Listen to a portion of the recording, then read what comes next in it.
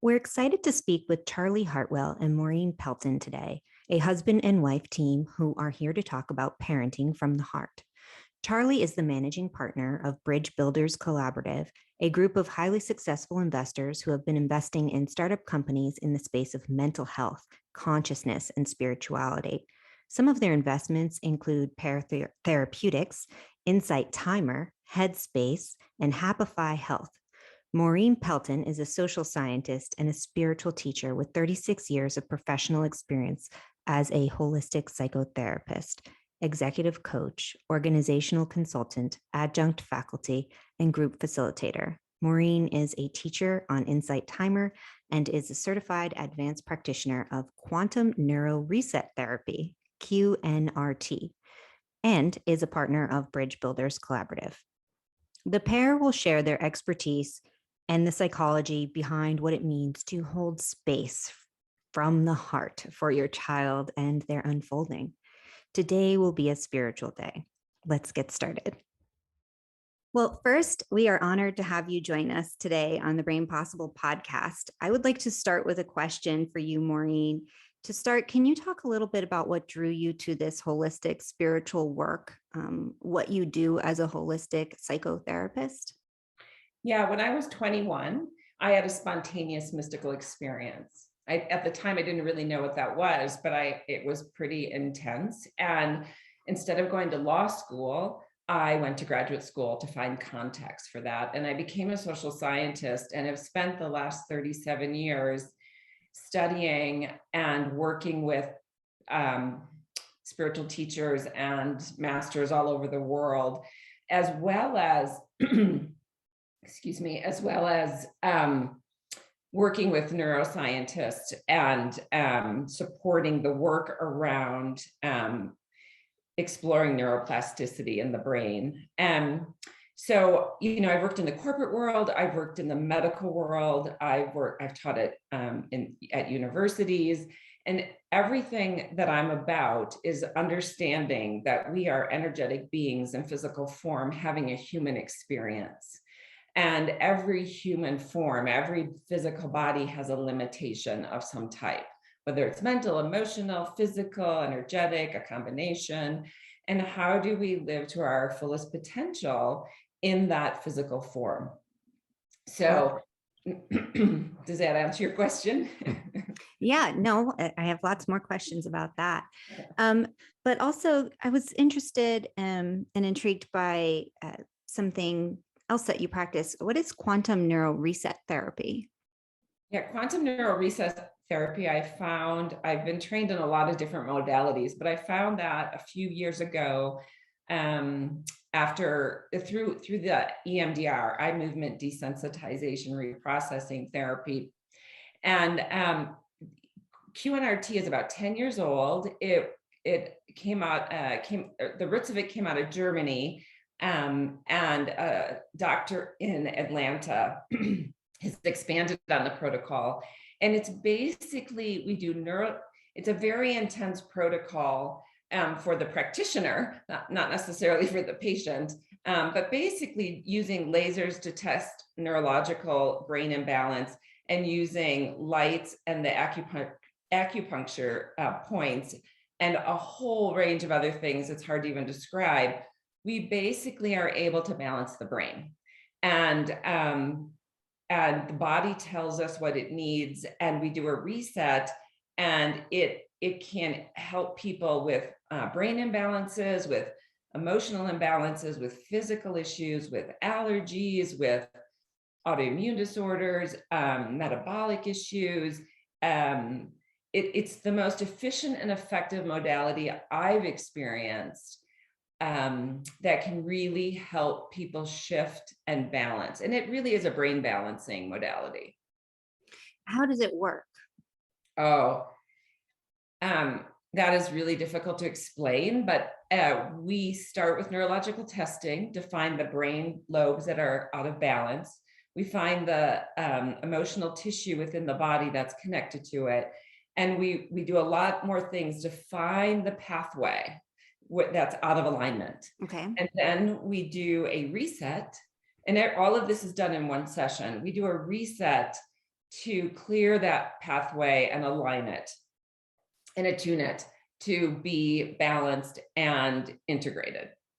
And so some people, when they have it done, feel like can feel like, I just did it with someone who said, oh my God, I could feel that in my brain. Like some people can feel it. Some people have an emotional response. Some people feel the shift in how they're engaging in the world. And with some people, like I said, physical elements go away. And for some people, they don't feel it as much because it's subtle, but the people around them see a difference. So can you describe, is this like a laser type thing? Oh, lasers is one of the things we use. Yeah, I heard you say lights. Yeah, we use a light to do the neurological testing with the eyes. We use the laser, and then we use the map. The brain is mapped out. That we use the acupuncture points on the body, but we also use in the reset. We use sound, so tuning forks. We use taste. We use smell. I mean, there's a lot we use. It cannot, I'm sorry, but it cannot be described. Well, a lot of different types of biohacking things can't be described, but people still want to know. Yeah. I mean, it has to somehow be explained enough that people may be interested in doing it. Nope. I'm sorry. I would say you just have to experience it. Yeah. Yeah. I mean, it is not something the brain cannot understand it. This is done in a way in which your intellect is not involved.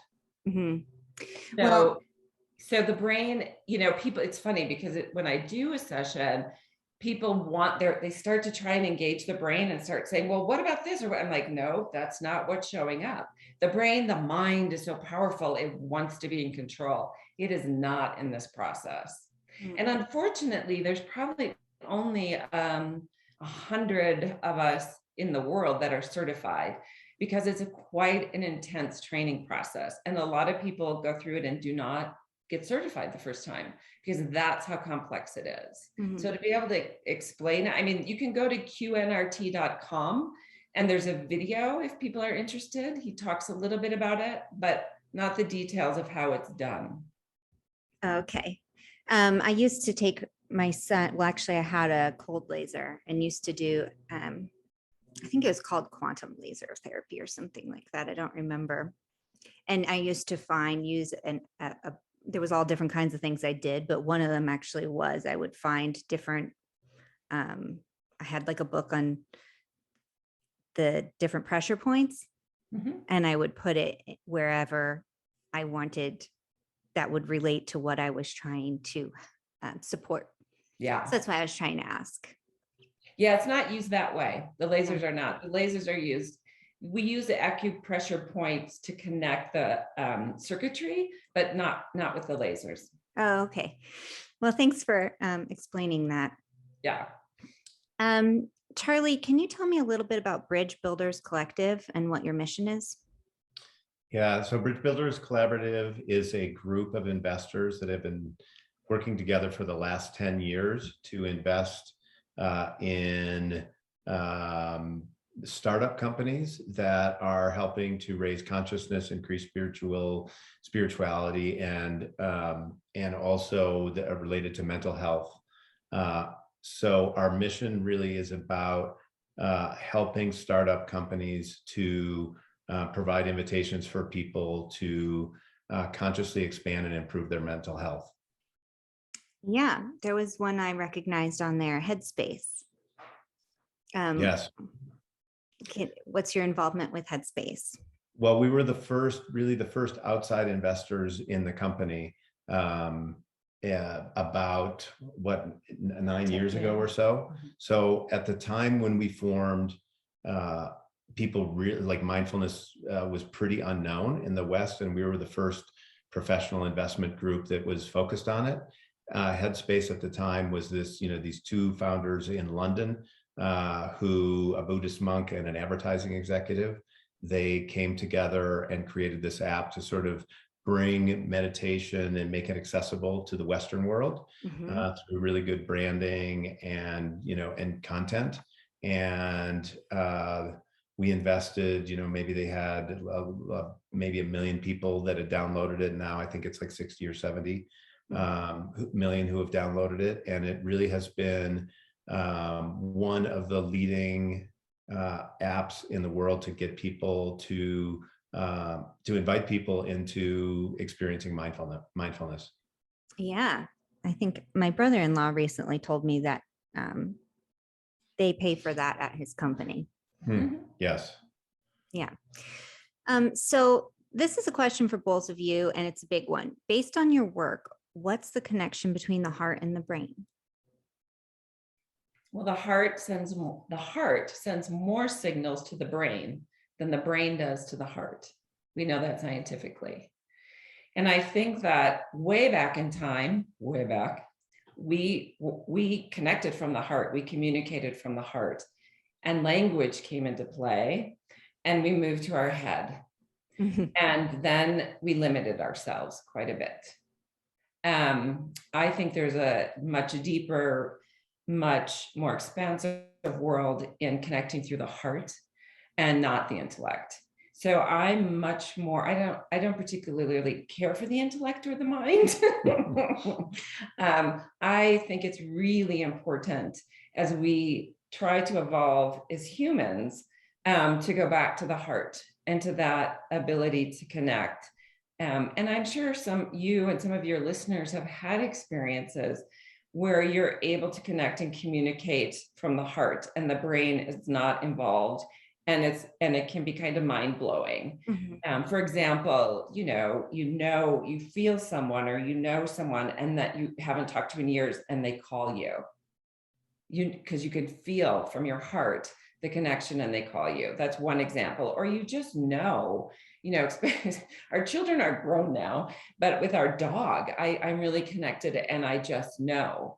And so I think leaving the need to put meaning to something or explain something or rationalize something or overanalyze something, if we can quiet that and leave that, we can come more deeply into our heart and embodiment. And that's where our true connection comes. And that's where there's a wealth of wisdom. So there's knowledge-based thinking and wisdom-based awareness. And I'm sorry, were you going to say something else? No. Okay. And what does it mean to parent from the heart? Well, the best way I can describe that is to love your child unconditionally, which most people don't really understand because they haven't received that kind of love, but to love them unconditionally, hold space for them to reach their highest potential, which you as a parent have no idea, and then be aware so that you can provide the tools and resources that you can for them to reach their highest potential. And what I find is that most parents aren't able to do that because they haven't done enough of their own inner work. And so they're doing a lot of projecting onto their child, a lot of I'm going to say caretaking their child, and thinking they know who their child should be or how it should be, instead of allowing the child to guide them. And I tell people this all the time. I have one biological daughter. We are a blended family. And now I have my 2 kids. They're my kids. I just didn't give birth to them. But with my biological daughter, I was very conscious from the moment of even deciding to have her around bringing a gift into this world and holding a space for her. And I very consciously raised her and am in awe of who she is because she's nothing like who my family would think she should be. Like she had the freedom to find herself, and she still is. She's 27. But that meant stuff like this. I'll give you an example. She's very athletic. My family is. She was doing gymnastics and dance. She was like 6 years old. She was just playing soccer. And she said to me, "Mommy, I want to do karate." And I'm like, "What? Where did that come from?" Like, you've not been around that. What? And I'm like, all right, let's go check it out. So we went to the karate studio and she said, this is what I want to do. And I said, well, you're going to have to give up something because you're already really busy.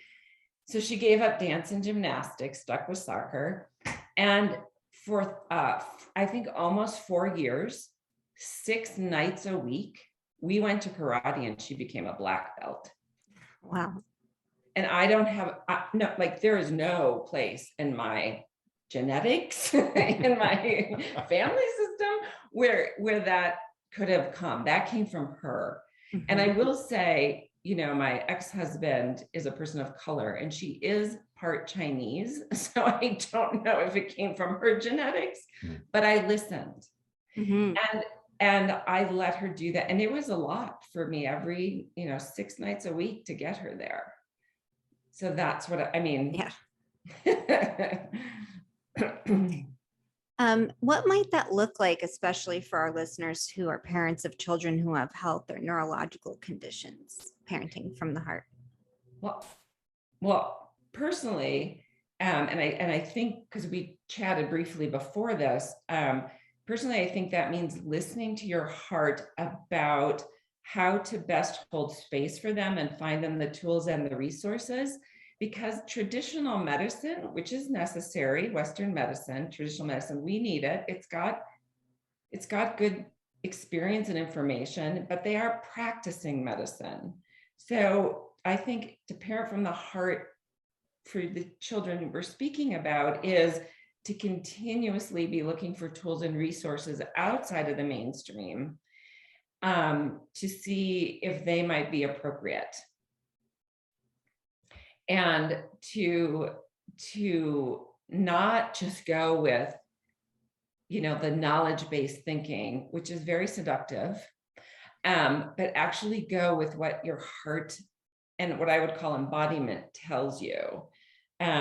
Because on a deep level and your kids are communicating to you on that level, whether you can pay attention to it or not, but really listening to them. And I'll give you for an example. My daughter had asthma, activity and allergy-induced asthma. So yeah, we had to do the inhaler, progesterone. But I said to her as she got older, I'm like, this is one of your limitations in physical form. And do you want to heal this? And she said, I do. And so what we discovered is heart math, the M wave, which is about, I don't know if you know about it, but it's about breathing. She did that and cured her asthma. Yeah, I have heard about heart math. Can you share about that with our listeners? Yes, because I have been trained in it. Heart math uses a scientifically valid technique to help you use your breath to work with your heart rate variability, so that you can get into a more relaxed state, a more, a more heart-centered state. And, there's been a lot more research since heart math even started around the polyvagal nerve and the polyvagal breath, which I think is what this is doing. And the polyvagal nerve is our largest nerve, and it's part of our autonomic nervous system, but it actually enhances the parasympathetic nervous system, which is our relaxed state, because the sympathetic is our, fight or flight state. Okay. So heart rate variability brings that system into balance, which is what we need. We need both, right? And what's important is the balance between the two. And so heart math helps you to do that. And it's simple and non-invasive. And what I like about it and why I used it is my clients could do it themselves. Like it's something you do yourself and it empowers you. Oh, nice. How do you describe doing that? You teach you teach your clients how to do it and then go home and practice? Well, there's technology. So you either have the application on your computer where you attach something to your ear, or you have the M wave, which is what my daughter had. It's a little device, a handheld device that she did herself, where you put your thumb on it and you see the colors, and you know it's not biofeedback, but it is giving her feedback. Another thing that is really helpful that all of our kids enjoy is the Muse, which is the headband that is neurofeedback, and it also does heart rate variability and movement and breath, and that can be really helpful. And I know a lot of therapists use it with their clients. Oh, very cool. I've never heard of that. I'll have to look it up. What would you say? What advice would you give our listeners that they can do today to start practicing from the heart? Well, I'm a big advocate of breath work. Yeah. And that's, I mean, everything, yoga, meditation, mindfulness, even heart math is all about the breath. Right. So there are so many breathing techniques out there, and it's easy, Google them. There's so many breathing techniques out there. And there was a recent New York Times bestseller about breath. Yeah. So I just saw something recently in a research about how breath can change our brain, which I believe. So finding simple breath techniques that work for you is one way to start in training yourself to get more into your body and into your heart and out of your head. And even the Polyvagal Breath, Dr. Stephen Porges has done a lot of research around this, is very simple. All it is you inhale through your nose and you exhale through your mouth twice as long. So if you inhale for 4, you exhale for 8. That stimulates the polyvagal nerve. That breath alone starts to drop you into your body and your parasympathetic nervous system and out of your ancient brain that's reacting when you're in the sympathetic nervous system. So that one in and of itself can be easy, and you can do it anytime, when you're driving, when you're sitting there. But there are a lot of other breaths, breath work. And so I think that's the easiest way to start dropping into the body and the heart. Well, that kind of might lead into my next question. I was going to ask, what message do you have for parents out there who are taking care of themselves as they take care of their children? And many of them are deeply stressed and aren't getting enough sleep, or, slipping. You can only be in that fight or flight state for so long before your body starts to wear down. Right. So a couple of things I would recommend. Self-compassion, number one, right? Again, in the Western culture, we're not very good at that. Yeah. Self-compassion, self-care. And there is an app called the Insight Timer, and it's free. There's a lot of good stuff on there that's free. But I think one of the things that can be helpful is sound. We're learning more about sound and its impact on our bodies and our minds and our energy. And there is a and you can get this on Spotify too, by the way, or any downloaded system. But there is music called Weight Less. By Marconi Union, which is a UK band, and they developed it 5 or 6 or 7 years ago, specifically to decrease anxiety, to get you out of that state. And they did a study, and you can Google this, the study will come up. They did a study where they played the music for people going into surgery in a hospital because they're very anxious. And not only did it decrease their anxiety by 65%, the physical measures were also like heart rate and blood pressure, and the physiological symptoms of anxiety also decreased. So I have encouraged clients to just play that music in the background when they're stressed or when they're trying to go to sleep, and they've had significant success with it. I love it. I play it myself, and it was really interesting. I was telling my 25-year-old son about it, And he said, oh yeah, my friends and I listened to it. Oh. Like, wow. So try weightless. I mean, these are just like breath and music and sound. Those are the simple things that can help your body try and stay in a more balanced state, because I do understand that what it takes emotionally and physically to care for people with challenges. Yeah. Yeah. Those are really good tips. Thank you so much for sharing. Mm-hmm. Can you guys talk for a moment about the Shifted Institute? When did it start and what's its purpose?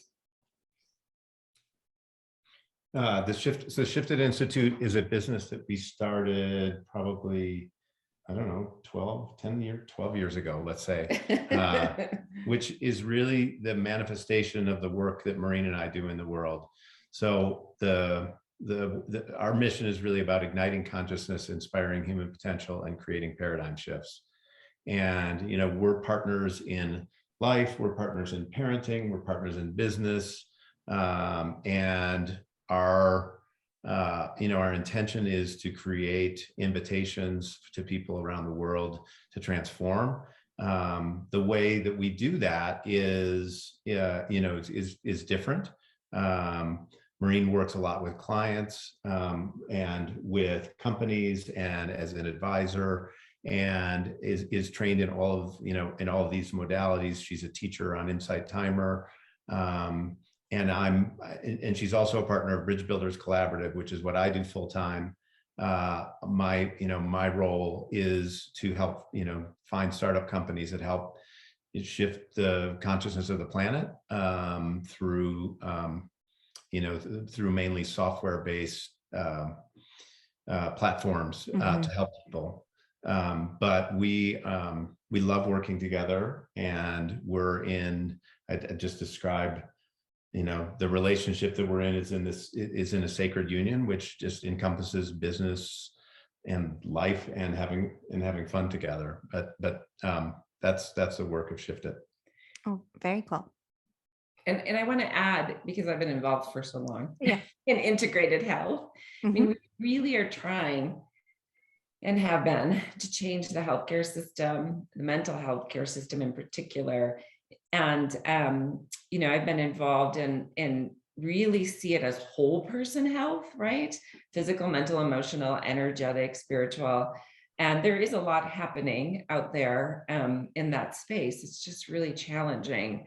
But I think the shift then would see us different and stop, putting all the value on, this high functioning way of being that we've been in for so long, and bring us back again to being energetic beings in physical form, having a human experience. Because there is great value in, regardless of our physical form and limitations, what our energetic essence is here to do and to be. Yeah, especially in this country, it's like go, go, go, go, go. And if you have any extra time there, you should be doing something at that moment. Right. So where can people find out more about you and your work? Well, Shifted Institute is just shifted.com. The Bridge Builders Collaborative website is bbcollaborative.com, which is the letter B. Maureen, as I said, is a teacher on Insight Timer, which is this, free app, and that's, got 500,000 people using it every day. And I think that's the best places to connect with us. Yeah, lots of places. You've given us lots of resources now. Thank you. Is there anything else that you would like to share with the Brain Possible community today to be complete? I guess I would just say that what I could share is that I have a lot of compassion for your listeners, and I recognize, the challenge, the responsibility that comes with parenting, and especially parenting if there are physical, mental, emotional energetic challenges. So I really want to honor them and what they do and what you do. Thank you. Well, thank you so much for joining me today and for sharing all of these resources, which many of them are free. Yeah. Which is wonderful. And people can do them at home. Yeah. Yeah, I've been trying to develop or practice, make a habit, I should say. I'm trying to develop the habit of the breath work.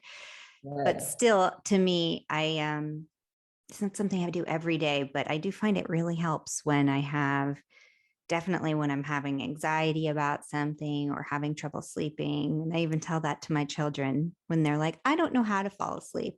I tell them to breathe in and hold it and then breathe out. And I just want to add, because I think this is important about breath. We are unconscious breathers and we have habitual breath patterns. And if we do start to work with our breath very consciously, like you are, and practice, we can change our breathing patterns and then they become natural.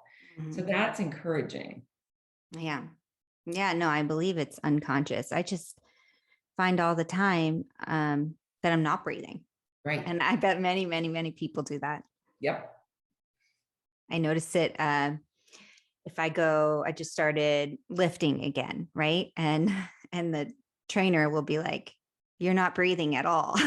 Exactly. Well, have a wonderful weekend and stay well out there in beautiful Utah. And we'll be in touch with you when the episode is ready to be released. All right. Well, thank you. Thank you for having us. Thank you. Thank you so much for your time and for also rescheduling. Take care, guys. All right. Okay. Bye. Bye. Bye. I hope that you enjoyed our conversation today and that you learned something new. Do you have a question for Charlie and Maureen? Do you have your own story to share? We would love to hear from you. Let us know how we can be useful in your journey as well. Email us at info@thebrainpossible.com. Be sure to subscribe, follow, and share our podcast if that feels true for you. You may also consider visiting our website for more information on stories, therapies, and products that we think you will love and may support you in your healing journey. As always, thank you for spending your precious time with us at The Brain Possible. See you next week and be well.